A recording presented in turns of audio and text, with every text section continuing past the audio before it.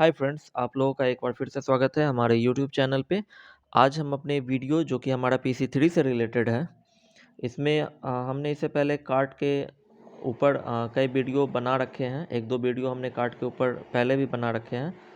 तो हम इसमें कुछ और ऐड करते हैं, तो वो सारा पॉइंट एक एक करके हम उसको डिस्कस कर लेते हैं। ठीक है, जो इम्पोर्टेंट पॉइंट हैं और क्या क्या चीज़ हमें याद रखने होंगे from exam point of view से, और इस पे बेस्ट क्वेश्चंस बनेंगे। चूँकि CAT इस बार नया सिलेबस है, नया चीज़ ऐड किया है, तो इसको देखें क्या टच करता है एग्ज़ाम में।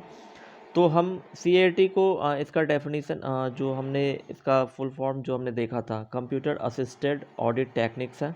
ठीक है, मतलब जो एक हमारा मैनुअल टेक्निक्स होता है, मैनुअल तरीके से हम ऑडिट करते हैं, इसमें हमने कहीं ना कहीं टेक्नोलॉजी को यूज किया, इंफॉर्मेशन टेक्नोलॉजी को यूज किया है। तो वो है, तो हम इसको जानते हैं। तो CAT is enable auditors to move from the era of tick off using pencil और pen to the era of clicks by using a mouse. ये इंपॉर्टेंट पॉइंट है, इस पॉइंट को याद रखेंगे। Era of tick and era of click कहने का मतलब क्या है? This is the difference. यही डिफरेंस है कि जो हमारा मैनुअल प्रोसीजर पहले होता था, जो हम मैनुअली ऑडिट करते थे वो, और जो हम इंफॉर्मेशन टेक्नोलॉजी को यूज करते हैं, उसमें क्या है? जब हम चीज़ों को मैनुअली करते थे तो हम पेंसिल और पेन की यूज करते हुए हम क्या करते थे? टिक करते थे कि हमने यहाँ टिक किया, हमने यहाँ टिक किया। समझ गया? तो वो हुआ हमारा एक युग था, टिक का एरा था।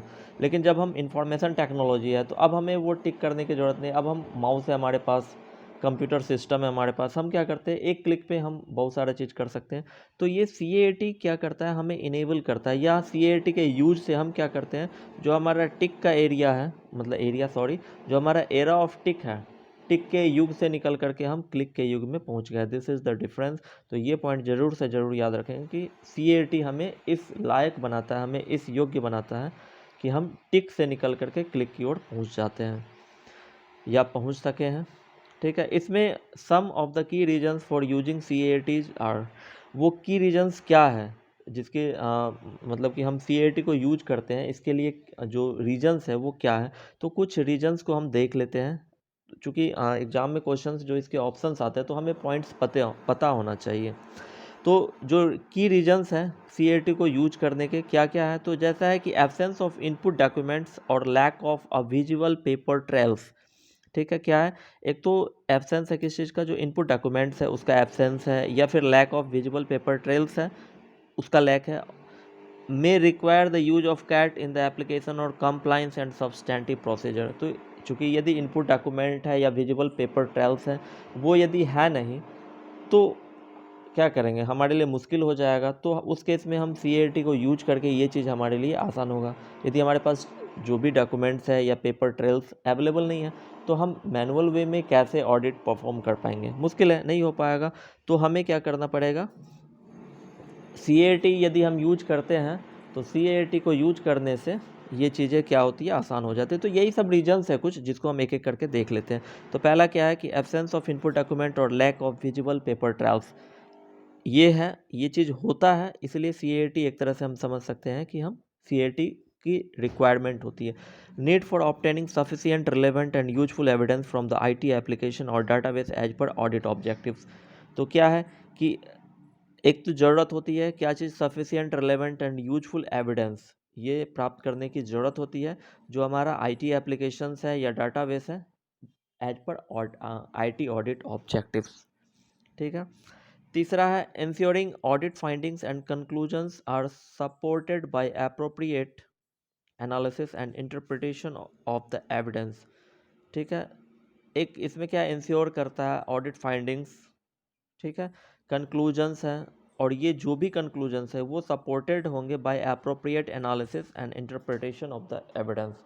तो जो भी डिफरेंट एनालिसिस है वो कर सकते हैं, जो भी एविडेंस है उसको इंटरप्रेट कर सकते हैं। ठीक है, तो इसके बेसिस पर ही हम जो भी हमारा फाइंडिंग्स है, जो भी कंक्लूजन्स है, वो हम इंश्योर कर पाते हैं।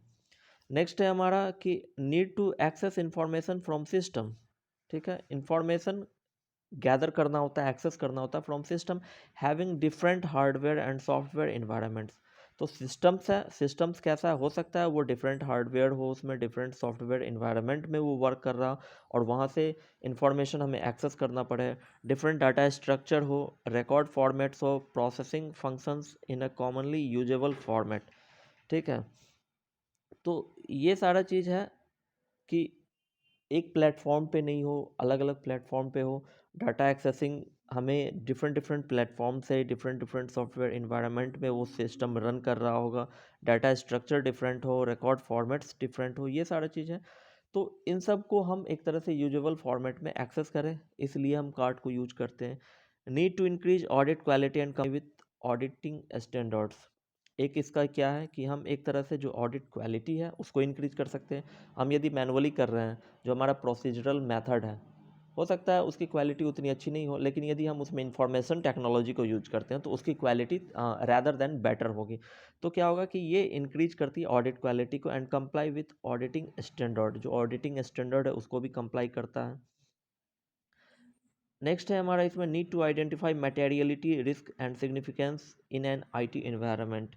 ठीक है, साथ ही साथ क्या करना, ये आइडेंटिफाई करना मटेरियलिटी को, जो रिस्क है वो या सिग्निफिकेंस जो है। ठीक है, इन सब चीज़ों को आइडेंटिफाई करने के लिए भी हम सीएटी को यूज करते हैं। और improving the efficiency and effectiveness of the audit process. ठीक है, जो ऑडिट प्रोसेस है, जो भी ऑडिटिंग की जो भी प्रोसेस है, उसकी इफ़िशियंसी और इफ़ेक्टिवनेस को इंक्रीज करने के लिए, इम्प्रूव करने के लिए भी हम सीएटी को यूज करते हैं। और नेक्स्ट है ensuring better audit planning and management of audit resources. और एक ये भी है कि हम एक तरह से बेटर ऑडिट प्लान कर सकते हैं, उसका बेटर मैनेजमेंट कर सकते हैं, जो ऑडिट रिसोर्सेज अवेलेबल है उसको बेटर वे में हम मैनेजमेंट भी कर सकते हैं, ऑडिट प्लानिंग भी बेटर वे में हम कर सकते हैं। तो ये कुछ रीजन्स थे, की रीजन्स थे जिसके बेसिस पर हम क्या करते हैं, सीएटी को यूज करते हैं। तो इसमें क्या क्या रीजन्स हैं कि जैसे हमारे पास एक झलक हम देख लेते हैं, जो हमारे पास डॉक्यूमेंट है या जो हमारा पेपर ट्रेल है, विजुअल पेपर ट्रेल है, उसकी कमी है, या फिर जो पॉइंट है कि हमें सफिशिएंट रेलेवेंट और यूजफुल एविडेंस गैदर करना पड़ता है, जो आईटी एप्लीकेशन है या डाटाबेस है। ठीक है, वहाँ से फिर उसके बाद है कि हम इसके द्वारा क्या कर सकते हैं, ऑडिट फाइंडिंग्स है या कंक्लूजन्स है, जो भी है, ये एक तरह से जो भी हमारे पास एनालिसिस है उसके बेस पर हम इस चीज़ों को सपोर्ट करते हैं। ठीक है, हमारे पास एक सपोर्टिंग डॉक्यूमेंट्स होता है जो एनालिसिस है उसके बेस पर। इसमें है कि एक्सेस इंफॉर्मेशन फ्रॉम सिस्टम, जो कि डिफरेंट हार्डवेयर सॉफ्टवेयर इन्वायरमेंट में वर्क करता है, different data structure record format होता है। इन सब चीज़ों से इंफॉर्मेशन गैदर करने के लिए हम सीआर2 यूज करते हैं। ऑडिट क्वालिटी इंक्रीज करते हैं और वो ऑडिट कंप्लाइंस होता है, मतलब जो ऑडिटिंग स्टैंडर्ड है उसके साथ कंप्लाइंस होता है। ठीक है, जो रिस्क है, सिग्निफिकेंस है, उसको आइडेंटिफाई करता है। Efficiency and effectiveness audit process के जो हैं उसको इम्प्रूव करता है। और जो ऑडिट प्लानिंग है वो बेटर वे में कर सकते हैं, ऑडिट रिसर्चेज को हम बेटर वे में मैनेजमेंट कर सकते हैं। तो ये कुछ इंपॉर्टेंट पॉइंट्स थे जिसको कि from exam point of view से आप पॉइंट्स को याद रखेंगे। इस पे बेस्ट वो आपके पास 4 ऑप्शंस दे सकते हैं। If you know this points you may select the best answer, select the correct answer for your questions. Now next, इन सब चीज़ों को हमने इससे पहले वाले वीडियोज़ में भी देख लिया हुआ है, तो हम उन्हीं सब चीज़ों को एक बार फिर से देखते हैं और इसमें कुछ नए पॉइंट्स भी इंक्लूड है। तो होप कि ये वीडियो आप लोगों के लिए काफ़ी हेल्पफुल रहने वाली है। नेक्स्ट है कि कैपेबिलिटीज़ ऑफ सीएटीज़। ठीक है, अब इसके की कैपेबिलिटी को देखते हैं, सीएटी की क्या क्या कैपेबिलिटीज़ हैं। तो अब सीएटी जो है, CAT refer to using computer for auditing data. ठीक है, सीएटी क्या है कि इसका मतलब ये होता है कि हम कंप्यूटर को यूज करते हैं डाटा को ऑडिट करने के लिए as per audit objective. Simple सी बात है, हम मैनुअल में क्या करते हैं, मैनुअल वे में ऑडिट करते हैं, जो प्रोसीजरल मेथड है हमारा, ट्रेडिशनल मेथड है हमारा। ठीक है, और सीएटी में क्या है कि हम कंप्यूटर को यूज करते हैं। तो सीएटी का मतलब ये हुआ कि यूज ऑफ कंप्यूटर इन, या कह सकते हैं कि ऑडिट करने के लिए हम कंप्यूटर को यूज करते हैं। ठीक है, जो भी हमारा आईटी ऑडिट ऑब्जेक्टिव, जो भी हमारा ऑडिट ऑब्जेक्टिव है उसके पॉइंट ऑफ व्यू से। This requires understanding of the IT environment and most critically the core application and the relevant database। ठीक है, इसमें क्या रिक्वायरमेंट होती है कि understanding of the IT environment की अंडरस्टैंडिंग की रिक्वायरमेंट होती है। Most critically the core application, जो एप्लीकेशन वहाँ रन कर रहा है उसकी ज़रूरत, अंडरस्टैंडिंग आईटी एनवायरनमेंट की ज़रूरत होती है। एंड द रिलेवेंट डाटाबेस, जो डाटाबेस होगा उसकी ज़रूरत होती है, उसकी अंडरस्टैंडिंग की ज़रूरत होती है। And the database structure. तो सीएटी में क्या है, हमें क्या क्या चीज़ की मतलब समझदारी होनी चाहिए, अंडरस्टैंडिंग होनी चाहिए। तो आईटी इन्वायरमेंट की, जैसे कि उसका कोड और एप्लीकेशन क्या है, वहाँ का जो डाटाबेस है, डाटाबेस स्ट्रक्चर क्या है, इसकी जानकारी होनी चाहिए। कार्ड should be used by using the relevant functionalities available in the general audit software. तो C I T could be used, ठीक है, यूज किया जा सकता है by using the relevant functionalities. और ये फंक्शनलिटीज जो भी जनरल ऑडिट सॉफ्टवेयर होते हैं उसमें अवेलेबल होते हैं, स्प्रेडशीट सॉफ्टवेयर हो गए और the business application software. However broadly the की capabilities of CAATs could be categorised as follow. तो इस पोर्शन में हम इन सब चीज़ों को देखेंगे कि जो हमारे पास क्या कैपेबिलिटीज़ हैं, हम सी को यूज करके क्या क्या चीज़ हम कर सकते हैं। तो ये इन सब चीज़ों को हमने पहले भी डिस्कस कर लिया हो। तो एक है हमारा फाइल एक्सेस। सी के जो यूज से हम क्या कर सकते हैं, फाइल एक्सेस हम कर सकते हैं, ईजी वे में कर सकते हैं। तो फाइल एक्सेस में क्या है कि this refers to the capability of reading of different record formats. ठीक है, एक्सेस का मतलब क्या है, different record formats and file एस्टर से क्या करना, रीड करना। These include common formats of data such as database text format, Excel files. This is generally done using the import ODBC function. तो इसके लिए फाइल एक्सेस के लिए इंपोर्ट करना पड़ता है या ODBC फंक्शन होता है। ठीक है, ये सब चीज़ हम पिछले वीडियोस जो हमारे CAT के उसमें हमने डिस्कस किया हुआ है। नेक्स्ट है file reorganisation. This refers to the feature of indexing. Reorganise, हमारे पास मान के चलो कि हमारे पास बहुत सारे फाइल्स अवेलेबल है, डाटा अवेलेबल है और वो जैसे तैसे है, या हम ऑफिस में ही देख ले फाइल है हमारे पास जैसे तैसे रखा हो, फिर हम उसे क्या करते हैं, री अरेंज कर लेते हैं हमारे एज पर रिक्वायरमेंट। तो री अरेंजिंग का मतलब हुआ कि हम उसे एक प्रॉपर वे में, एक सही तरीके से अरेंज कर लेते हैं। इट मीन्स कि फाइल रीऑर्गेनाइजेशन में इंडेक्सिंग हो गया, सॉर्टिंग हो गया, मर्जिंग हो गया, लिंकिंग विथ अदर आइडेंटिफाइल्स, ये ऑल दीज आर जो है वो फाइल रीऑर्गेनाइजेशन से रिलेटेड हैं। This functions provide auditor with an instant view of the data from different perspectives. अब फाइल रीऑर्गेनाइजेशन को आप समझ सकते हैं कि आपके पास जैसे स्प्रेडशीट सॉफ्टवेयर, जैसे कि आपका माइक्रोसॉफ्ट एक्सेल हो गया, उसमें भी आप ये सब फंक्शंस कर सकते हैं। लेकिन आपको बड़े, जैसे कि एक्सेल वगैरह क्या है, छोटे पैमाने पर है, छोटे लेवल पे आपको कुछ करना है तो वहाँ भी आप एनालिसिस कर सकते हैं, फाइल पे डिफरेंट टाइप्स के एनालिसिस कर सकते हैं, सॉर्ट कर सकते हैं, असेंडिंग डिसेंडिंग में अरेंज करना, इंडेक्सिंग, मर्जिंग, ये सब चीज़ आप कर सकते हैं। लेकिन सॉरी, लेकिन जब आपको बड़े पैमाने पर करना होगा तो जैसे कि आइडिया सॉफ्टवेयर है, इन सब चीज़ों को यूज करना पड़ता है। ये ब्रॉडली यूज्ड होता है आइडिया जो है हमारा। ठीक है, तो इसमें हम क्या बता रहे थे कि हाँ, उससे क्या होता है कि हमें एक इंस्टेंट व्यू मिलता है। हम जैसे कि डाटा हमारे पास जैसे तैसे है तो हम नहीं समझ पाएंगे, लेकिन हमने उसे इंडेक्सिंग कर लिया, सॉर्टिंग कर लिया, तो वो चीज़ें हमारे लिए अब उसका व्यू थोड़ा सा आसान हो जाएगा। वो हमारे एक क्लियर इमेज रिप्रेजेंट करेगा, वो हमें समझ में आएगा कि डाटा का फ्लो क्या ऊपर से नीचे किस तरीके से इंक्रीज कर रहा है। तो ये फाइल रीऑर्गेनाइजेशन है, रिक्वायरमेंट के हिसाब से हम ये सब चीज़ें कर सकते हैं। तो CAT में ये फंक्शन है, ये कैपेबिलिटी है कि आप ये चीज़ कर सकते हैं। डाटा सिलेक्शन हो गया, this involves using global filter conditions to select required data based on specified criteria.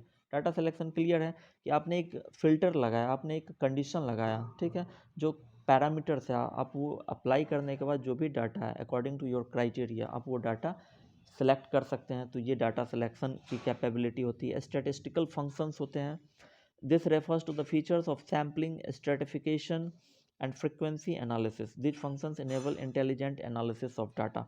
तो इसमें स्टैटिस्टिकल फंक्शंस होते हैं और स्टैटिस्टिकल फंक्शंस में जो है सैम्पलिंग हो, स्ट्रेटिफिकेशन है, फ्रीक्वेंसी एनालिसिस है, तो ये सारा चीज़ स्टैटिस्टिकल फंक्शन से रिलेटेड है, जो कि आप CAT में ये सब चीज़ कर सकते हैं। नेक्स्ट है अर्थमेटिकल फंक्शन। इसमें क्या है कि refer to function involving use of arithmetic operators. जो अर्थमेटिक ऑपरेटर्स जैसे प्लस माइनस, ठीक है, इनटू, डिवीजन, ये सब क्या है, अर्थमेटिकल ऑपरेटर्स है। This functions enable performing recomputation and reperformance of results. ठीक है, अर्थमेटिकल फंक्शंस करने हैं, अर्थमेटिकल उस पर ऑपरेशंस करने हैं, तो उसके लिए अर्थमेटिकल फंक्शंस है। तो हमने की कैपेबिलिटी के बारे में देखा, जो इसमें 5 टाइप्स ऑफ की कैपेबिलिटीज है, क्या क्या कर सकते हैं, फाइल एक्सेस करना, फाइल को रीऑर्गेनाइज करना, इंडेक्सिंग करना, सॉर्टिंग करना, data selection, statistical function, arithmetical function. These are the की capabilities of using CAT। Now है precautions in using CAT। CAT में क्या प्रिकॉशंस भी हो सकते हैं, तो है इसमें क्या प्रिकॉशंस है इसको भी हम देख लेते हैं। कुछ प्रिकॉशंस दे रखे हैं यहाँ पे, वीडियो ज़्यादा लंबा भी ना हो इसका भी मैं ख्याल रखूँगा। तो ठीक है, प्रिकॉशंस को देख लेते हैं। CAT have distinct advantage four auditors. ठीक है, हमने तो ये अभी तक जो पढ़ा हमें लगा कि हाँ एडवांटेजेस है, and enable them to perform various types of tests. ठीक है, however it is important to ensure that the adequate precautions are taken in using them. Some of the important precautions to be taken by auditors are, तो ये तो clear है कि advantages है, different for मतलब कि वेरियस फंक्शंस हम perform कर सकते हैं, डिफरेंट टेस्ट परफॉर्म कर सकते हैं, लेकिन बावजूद इसके कुछ इसके प्रिकॉशंस भी हैं जो कि ध्यान में रखना पड़ेगा। तो ये है कि क्या प्रिकॉशंस हमें ध्यान रखना पड़ेगा जब हम CAT को यूज करेंगे। तो एक है हमारा identify correctly data to be audited. एक तो जो डाटा ऑडिट किया जाना उसको करेक्टली आइडेंटिफाई करना, ऐसा नहीं कि कोई भी डाटा हम कर दें, ऐसा नहीं होना चाहिए। तो ये प्रिकॉशंस है कि CAT है तो हम फ्री हो गए कि नहीं अब सब कुछ ईजी हो जाएगा, नहीं ऐसा नहीं। हमें कम से कम डाटा तो करेक्टली जो भी डाटा है करेक्ट डाटा को आइडेंटिफाई करना पड़ेगा। तो ये प्रिकॉशंस है। तो ये कुछ प्रिकॉशंस है जिसको एक एक करके हम लोग देख लेते हैं। तो पहला है कि एक तो डाटा करेक्ट डाटा आइडेंटिफाई करना, collect the relevant and correct data file. जो हमारा करेक्ट डाटा फाइल्स है, रिलेवेंट डाटा फाइल्स है, उसको कलेक्ट करना। Identify all the important fields. ठीक है, जो इंपॉर्टेंट फील्ड्स है उसको आइडेंटिफाई करना, that need to be accessed from the system. जो भी इंपॉर्टेंट फील्ड्स है उसको आइडेंटिफाई करना जो कि सिस्टम से हमें एक्सेस करना है। अब जैसे कि कोई इन्फॉर्मेशन है उसमें बहुत सारे फील्ड्स होते हैं, जैसे कि आप एक टेबल बना रखे हो उसमें बहुत सारे, जैसे कि आपका सैलरी का पोर्शन सपोज कर लेते हैं। सैलरी में आपका नेम होगा, आपका प्रान नंबर होगा, आपका अकाउंट नंबर होगा, बेसिक होगा, DA होगा, HR, these all are known as field. तो अब हम उसमें से सिर्फ उन्हीं फील्ड को एक्सेस करेंगे जिस पे हमें काम करना, सारे फील्ड को हम एक्सट्रैक्ट करके क्या करेंगे, कोई फ़ायदा नहीं है। तो वही चीज़ है कि हमें उन इम्पोर्टेंट फील्ड्स को आइडेंटिफाई करना है जिस पे कि हमें एक्सेस जिस पे कि हमें काम करना है। State in advance the format the data can be downloaded and define the file correctly। ठीक है, अब ये हमें बताना पड़ेगा कि state in advance the format the data can be download. एक तो किस फॉर्मेट में डाटा डाउनलोड करना है ये हमें बताना होगा। ऐसा नहीं कि डाटा डाउनलोड किया और जो फॉर्मेट आया वो हमारे यूज का नहीं है, वो हमारे यूजेबल फॉर्मेट में नहीं है, तो ये दिक्कत हो सकती है। तो हमें इस चीज़ का भी ध्यान में रखना पड़ेगा कि जो फॉर्मेट है वो यूजेबल फॉर्मेट में हो, तो ये चीज़ हमें करना पड़ेगा। उसके बाद और फील्ड्स जो है वो करेक्टली डिफाइन करना पड़ेगा। Ensure the data represent the audit universe correctly and completely. Ensures the data represent the audit universe correctly and completely. ठीक है, डाटा रिप्रेजेंट करे ऑडिट यूनिवर्स को करेक्टली और कम्प्लीटली, वो रिप्रेजेंट करे जो भी डाटा हम ले रहे हैं वो पूरा एक तरह से, मतलब ऐसा नहीं उसमें कुछ पोर्शन छूट जा रहा हो। यदि हमने वहाँ से एक सैंपल लिया है तो वो कहीं ना कहीं पूरे डाटा को रिप्रेजेंट कर रहा हो, मतलब कि जो हमारा सिलेक्शन हो, जो हमारा सैम्पलिंग का तरीका हो, वो कहीं ना कहीं एक किसी स्टैंडर्ड पे हो, कोई एक क्राइटेरिया को फॉलो कर रहा हो। ऐसा नहीं कि हमें 10 फाइल सेलेक्ट करने हैं तो हम कोई भी रैंडमली 10 फाइल ले लिया, ऐसा नहीं। एक क्राइटेरिया होना चाहिए कि चलो जैसे सपोज करो मैंने सैलरी का ही जिक्र किया, तो हमने क्या किया यहाँ पे कि हमने जैसे कि AAO के कुछ फाइल्स ले लिए, AO के कुछ फाइल्स ले लिए, अकाउंटेंट के, ऑडिटर के, इस तरीके से हमने कुछ फाइल्स लिए। तो एक क्राइटेरिया ले लें कि हर ग्रुप से हमें दो दो फाइल सेलेक्ट कर दें। तो ये होना चाहिए कि वो एक पूरे ऑडिट यूनिवर्स को करेक्टली एंड कम्प्लीटली रिप्रेजेंट कर रहा हो। ऐसा नहीं कि हमने AAO के ही 10 फाइल ले लिया, ऐसा नहीं होना चाहिए। तो वही चीज़ कह रहा। Ensure the data analysis is relevant and complete. जो डाटा एनालिसिस होना चाहिए वो रेलेवेंट होना चाहिए, कंप्लीट होना चाहिए। Perform substantive testing as required. Information provided by कार्ड could be only indicators of problems as relevant and perform detail testing as required. तो इसमें क्या है कि जो हमारा CAT से जो इन्फॉर्मेशन होता है कुड बी ओनली इंडिकेटर्स, ये एक इंडिकेटर्स होता है क्योंकि हम पूरे डाटा पे हम काम नहीं कर रहे होते, सिर्फ वहाँ से हम कुछ रिक्वायरमेंट के हिसाब से हम कलेक्ट करते हैं, सेलेक्ट करते हैं डाटा, और उस पर हम फिर डिफरेंट पैरामीटर सप्लाई करके हम ऑडिट परफॉर्म करते हैं, टेस्ट परफॉर्म करते हैं। तो ये कह रहा है कि जो इन्फॉर्मेशन CAT देगा वो कुड ओनली बी इंडिकेटर्स, वो एक इंडिकेटर्स हो सकता है किसी प्रॉब्लम का, as relevant and perform detail testing as required. और हम ये सिर्फ इंडिकेटर है कि हाँ ये चीज़ हो सकता है, फिर आप उस हिसाब से डिटेल टेस्टिंग करें। तो ऐसा नहीं कि हमने ये किया है, ऑडिट किया, सीएटी को यूज किया तो वो डिटेल टेस्टिंग दे रहा, नहीं, वो एक इंडिकेट कर रहा है। आफ्टर देन डिटेल टेस्टिंग की रिक्वायरमेंट है तो फिर की जाएगी। तो ये कुछ हमारे पास प्रिकॉशंस थे सीएटी को, कि ये चीज़ हमें ध्यान में रखना पड़ेगा कि ऐसा नहीं सीएटी यूज किया तो चलो एडवांटेजेस ही है, कुछ हमें ध्यान में नहीं रखना। तो इन सब चीज़ों को ध्यान में रखना चाहिए, ये कुछ प्रिकॉशंस हैं। नाउ इसमें वीडियो में होप कि इस पार्ट को मैं कवर कर लूँगा। नेक्स्ट पार्ट में फिर मैं अ, दूसरे पार्ट को कवर करूँगा, ठीक है। तो ये मैं देखता हूँ इसमें some of the key strategy for using CAT. कुछ की स्ट्रेटेजी है, सीएटी को यदि यूज कर रहे हैं तो उसके लिए कुछ स्ट्रेटेजी होते हैं, वो क्या है, तो क्या स्ट्रेटेजी होने चाहिए। तो identify the scope and objective. जो ऑडिट हम करने जा रहे हैं, एक तो हमारे पास स्कोप क्या है, ऑब्जेक्टिव क्या है, ये आइडेंटिफाई होना चाहिए। उसी हिसाब से अब जैसे हम ऑडिट करने के लिए जा रहे हैं, हमारे पास कोई ऑडिट प्लान नहीं है, कोई ऑडिट ऑब्जेक्टिव नहीं, कोई स्कोप नहीं, हम क्या ऑडिट करेंगे। तो एक हमारे पास स्कोप होना चाहिए, किस पर्पज़ के लिए ऑडिट कर रहे हैं, ऑब्जेक्टिव होना चाहिए, ये चीज़ हमें पता होना चाहिए। तो सबसे पहला काम क्या है सीएटी को यूज करने के लिए, कि हमारी स्ट्रेटेजी होनी चाहिए कि हम स्कोप एंड ऑब्जेक्टिव को आइडेंटिफाई करें। Based on this auditor can decide about the need and the extent to which C A T could be use. और इसके बेस पर हम कहने का मतलब जो ऑडिटर है वो डिसाइड करे कि किस मतलब कार्ड को किस तरीके से यूज करना है। मुझे जहाँ तक याद है कि मैंने इसे पिछले वीडियो में भी इन सब पॉइंट्स को, या मतलब कि डिफरेंट मैटर्स थे लेकिन इन सब पॉइंट को मैंने वहाँ कवर किया था। तो एक तरह से ये आपके लिए रिवीजन मोड भी आप समझ सकते हैं। आइडेंटिफाई द क्रिटिकल डाटा को आइडेंटिफाई करना which is being audited as per audit object. तो एक तो ये कि स्कोप और ऑब्जेक्टिव को आइडेंटिफाई करना, जिसके आधार पर हम सीएटी को किस एक्सटेंट तक यूज करेंगे, सीएटी को किस तरीके से यूज करना वो डिसाइड करें। उसके बाद जो क्रिटिकल डाटा है, ठीक है, as per audit scope objective, उसको आइडेंटिफाई करना कि किस डाटा पे हमें वर्क करना। आइडेंटिफाई द सोर्स ऑफ, ठीक है। तो हमने सबसे पहले क्या किया कि हमारा ऑब्जेक्टिव हमने डिसाइड कर लिया, उसके बाद हमने डाटा डिसाइड कर लिया, क्या हमारा क्रिटिकल डाटा होगा ऑब्जेक्टिव पॉइंट ऑफ व्यू से। उसके बाद उसका सोर्स क्या होगा, ठीक है।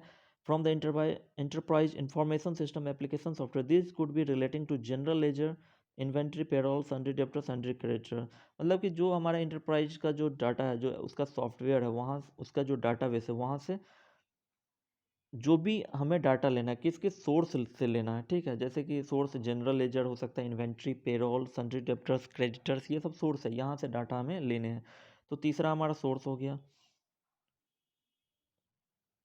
तो हमने अभी तक क्या देखा, ओडीएस देख लिया, ठीक है। उसके बाद है identify the relevant personal responsible for the data and information system. These personal could be from the IT department, vendor and manager etc. तो इसमें हमारा क्या है कि जो रेस्पॉन्सिबिलिटी है, ठीक है, ये पर्सनल ले लेते हैं। जो पर्सनल, चाहे वो आईटी डिपार्टमेंट का हो, कोई वेंडर्स हो, या कोई मैनेजमेंट लेवल का हो, जो भी पर्सनल जो कि रेस्पॉन्सिबल हो वो।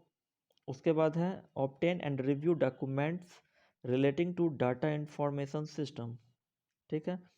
This could provide information about data types, data structure and data flow of the system. तो ऑब्टेन करना एंड रिव्यू, जो डॉक्यूमेंट्स को ऑब्टेन किए, ठीक है, उसको रिव्यू किए, relating to data information system, ठीक है, डाटा और info, this should provide information. मतलब कि हमने डाटा तो लिया, अब उसको हमको क्या करना है कि रिव्यू करना है, ठीक है। रिव्यू करना है किस चीज़ के लिए, रिव्यू करने के बाद हमें पता चलेगा कि उसमें उसका डाटा टाइप क्या है, डाटा स्ट्रक्चर क्या है, ठीक है, ये सब चीज़ हमें पता चलेगा। तो सबसे पहले हम क्या करेंगे, ऑब्जेक्टिव है, उसके बाद हम डाटा लेंगे, डाटा का सोर्स क्या होगा, पर्सनल रेस्पॉन्सिबल कौन होगा, जो डाटा हमने लिया है उसकी रिव्यू करना है। तो ODSPR अभी तक हमने यहाँ तक देख लिया, थोड़ा सा लंबा है। हमारा फॉर्मूला क्या था, ODSPR, थोड़ा सा इसे ऊपर कर लेते हैं।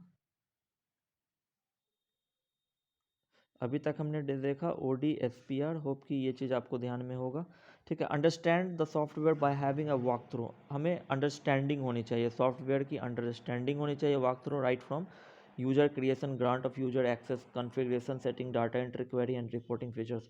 तो जो सॉफ्टवेयर है उसका हर चीज़ उसमें, जैसे कि यूजर क्रिएशंस की जानकारी होनी चाहिए, यूजर एक्सेस का, कॉन्फ़िगरेशन, सेटिंग क्या है, डाटा एंट्री, क्वेरी, रिपोर्टिंग, ये सारा चीज़ हमें एक अंडरस्टैंडिंग होनी चाहिए। Decide what technique of CAATs could be used as relevant to the environment by using relevant कार्ड सॉफ्टवेयर एज रिक्वायर्ड। उसके बाद आप CAT ये करो, ठीक है। तो ये हो गया। उसके बाद है हमारा ODSPRUC।